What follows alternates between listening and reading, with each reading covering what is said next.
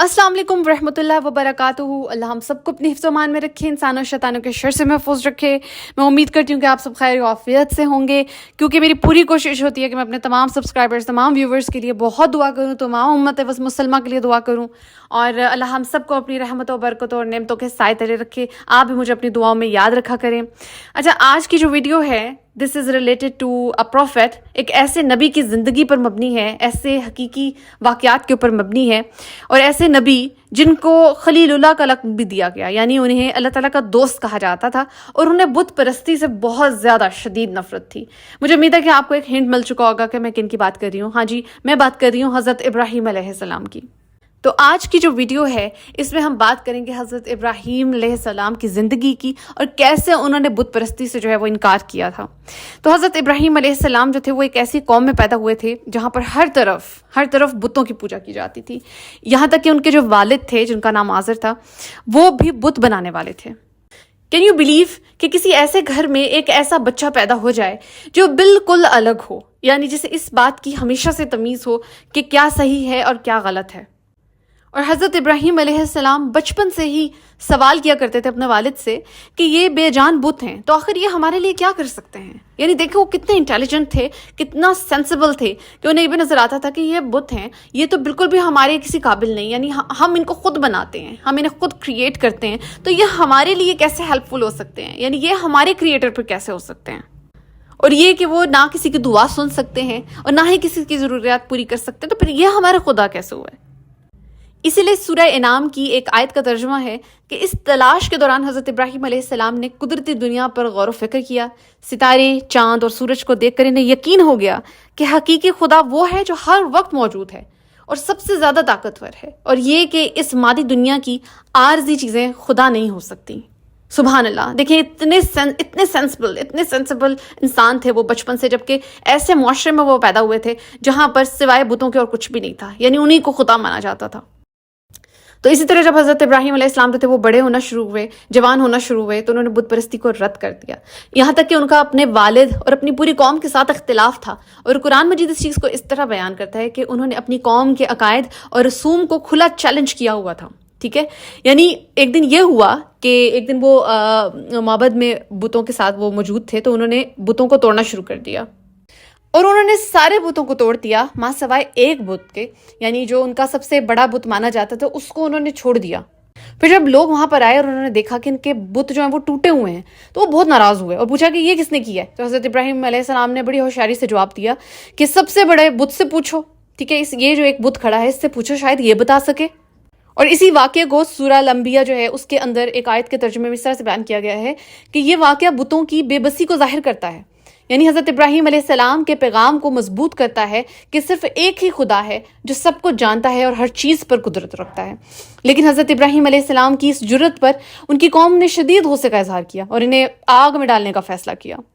तो यहाँ पर फिर क्या हुआ, आग का मौजज़ा आपको याद होगा कि हज़रत इब्राहीम अलैहिस्सलाम का जो सबसे वो उनकी ज़िंदगी का बड़ा मौजज़ा है ना, वो ये था कि वो आग से बच गए थे।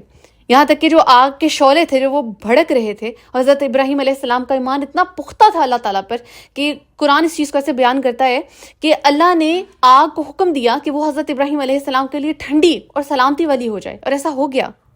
और ये जो मुआजिज़ा था, ये हज़रत इब्राहीम अलैहिस्सलाम के जो दुश्मन थे उनके लिए हैरान कुन था, क्योंकि वो आग से बिल्कुल सही सलामत निकल आए, जिसने अल्लाह की कुदरत और उनकी हिफाजत का सबूत दिया।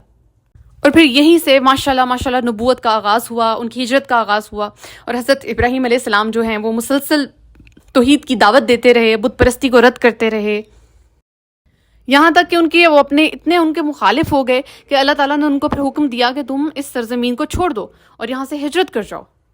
फिर कनान में हज़रत इब्राहीम अलैहिस्सलाम और उनकी जो बीवी सारा थी, उनको अल्लाह ताला ने बेटा दिया जो कि हज़रत इसहाक थे। फिर उनके एक बेटे हज़रत इस्माइल थे, और अल्लाह ताला ने हज़रत इस्माइल की कुर्बानी का हुक्म दिया था हज़रत इब्राहीम को, जो कि यही वाक़या जो है ये मुसलमानों के लिए ईद उल अज़हा की बुनियाद भी है। तो इसी तरह सूरह सफ़ात जो है उसमें हज़रत इस्माइल की कुर्बानी का भी जिक्र किया गया है कि किस तरह हज़रत इब्राहीम जो है उन्होंने अल्लाह ताला के हुक्म पर फ़ौरन अमल किया और कोई दूसरी बात नहीं की, और अल्लाह की रज़ा के सामने वो फ़ौरन झुक गए। लेकिन फिर क्या हुआ, अल्लाह ताला ने हज़रत इस्माइल को बचा लिया और उन्हें एक मेंढा जो है वो दे दिया हज़रत इस्माइल की जगह कुर्बानी करने के लिए, जिससे ये साबित हुआ कि असल कुर्बानी जो है वो दिल की होती है, آپ وہ قربانی، آپ اپنا ایمان دکھا رہے ہوتے ہو، آپ اپنی توحید دکھا رہے ہوتے ہو، آپ یہ دکھا رہے ہوتے ہو کہ ہم کس قدر اللہ کے اوپر یقین رکھتے ہیں. تو یہ اس کی مثال سب سے بڑی کس نے دی؟ حضرت ابراہیم نے. کیونکہ خود آپ سوچیں، کیا ایک ماں باپ جو ہیں وہ اپنی اولاد کو قربان کر سکتے ہیں؟ یعنی ایک ایسی ذات کے کہنے پر جس کو آپ نے دیکھا بھی نہیں ہوا. ٹھیک ہے، لیکن حضرت ابراہیم کا ایمان دیکھیں کس قدر پختہ تھا، کس قدر انہیں اللہ تعالیٰ پر یقین تھا. تو یہاں پر میں یہ کہتی ہوں کہ ہمیں خود کو ٹٹول کر دیکھنا چاہیے، ہمیں اپنے دلوں سے پوچھنا چاہیے، خود کو جھنجھوڑ کے پوچھنا چاہیے کہ کیا ہمارے ایمان اتنے پختہ ہیں، کیا ہمیں اللہ تعالیٰ پر اتنا یقین ہے کہ وہ ہمیشہ ہمارے لیے بہتر ہی کرے گا. ہماری زندگیوں میں جو بھی چل رہا ہے وہ اللہ کی رضا سے چل رہا ہے، اور اس میں کوئی نہ کوئی اللہ تعالیٰ کی بہتری ہوگی، اور یہ کہ اللہ سے بہتر ہمارے حق میں کوئی فیصلہ نہیں کر سکتا. یہاں ہم ذرا سی پریشانیوں سے تنگ آ جاتے ہیں، ذرا سی پریشانیوں پر ہمارا ایمان جو ہے وہ ڈگمگا جاتا ہے. تو اس لیے کوشش کیا کریں کہ جو ہمارے نبیوں کی زندگیوں کے واقعات ہیں ان کے بارے میں بھی آپ معلومات رکھا کریں، ان کو بھی سنا کریں، ان کو بھی پڑھا کریں، کیونکہ ان واقعات کو سننے کے بعد بھی جو ہمارے اندر کا ایمان ہے نا وہ بہت مضبوط ہو جاتا ہے. پھر کعبہ کی تعمیر جو تھی وہ حضرت ابراہیم علیہ السلام نے کی. دیکھیں انہیں کتنے شرف حاصل ہوئے اللہ تعالیٰ کی طرف سے کہ اللہ تعالیٰ نے حضرت ابراہیم علیہ السلام اور حضرت اسماعیل علیہ السلام کو حکم دیا کہ وہ مکہ میں کعبہ کی تعمیر کریں، اور یہ کہ وہ اسلام کا سب سے مقدس مقام بنے گا. تو کعبہ جو ہے وہ اللہ تعالیٰ کی عبادت کا مرکز تھا، اور حضرت ابراہیم علیہ السلام اور حضرت اسماعیل علیہ السلام نے اسے تعمیر کرتے ہوئے دعا کی کہ یہ مقام توحید کا مرکز بنے. تو سورہ بقرہ کی ایک آیت کا مفہوم ہے کہ کعبہ آج بھی دنیا بھر کے مسلمانوں کے لیے توحید اور اتحاد کی علامت ہے. تو بیسیکلی آپ کو حضرت ابراہیم علیہ السلام کی زندگی کے بارے میں یہ واقعات بتانے کا جو میرا مین مقصد ہے وہ یہ ہے کہ اللہ تعالیٰ پر اپنا ایمان اتنا پکا کر لیں، اتنا اسٹرانگ کر لیں کہ آپ کو اس چیز کا یقین ہونا چاہیے کہ اللہ تعالیٰ کے ہوتے ہوئے مجھے دنیا کی کوئی اور طاقت، کوئی اور چیز نقصان نہیں پہنچا سکتی، اور صرف اللہ تعالیٰ جو ہے وہی مجھے ہر مشکل سے نکالنے والا ہے، وہی میرے لیے ہر طرح کا ذریعہ پیدا کرنے والا ہے. اس کے ہوتے ہوئے دنیا کی کوئی مصیبت مجھے چھو بھی نہیں سکتی. اور اگر آزمائشیں آتی ہیں تو وہ اللہ تعالیٰ کی طرف سے جو ٹیسٹ اینڈ ٹرائلز ہیں ان میں سے بھی وہی آپ کو نکالنے والا ہے، وہی آپ کو طاقت دیتا ہے، پھر آپ ان آزمائشوں میں سے نکل جاتے ہیں. یاد رکھیے کہ جو صحیح راستہ ہوتا ہے وہ ہمیشہ مشکل ہوتا ہے، اور اس مشکل کے بعد جو آپ کو پھل ملے گا جو کہ انشاءاللہ جنت ہے، جس کی بشارت اللہ تعالیٰ نے مسلمانوں کو دی ہے کہ آپ کو جنت ملے گی انشاءاللہ. تو اس جنت کو حاصل کرنے کے لیے اگر آپ کو کوئی ٹیسٹ اینڈ ٹرائلز میں سے اس دنیا میں سے گزرنا پڑتا ہے تو پریشان نہ ہوا کریں، کیونکہ یہ دنیا عارضی ہے، ٹھیک ہے، اور ہمیں اس عارضی دنیا سے کچھ لینا دینا نہیں ہے. اللہ ہم سب کو اپنی حفظ و امان میں رکھے، اللہ ہم سب کے ایمان کو تر و تازہ رکھے، آمین انشاءاللہ. کامنٹس میں ضرور بتائیے گا آپ کو یہ ویڈیو کیسی لگی. اس کے علاوہ آپ بتائیے گا کہ اور کون سے نبی ہیں جن کی زندگی کے بارے میں واقعات آپ لوگ سننا چاہتے ہیں. جزاک اللہ.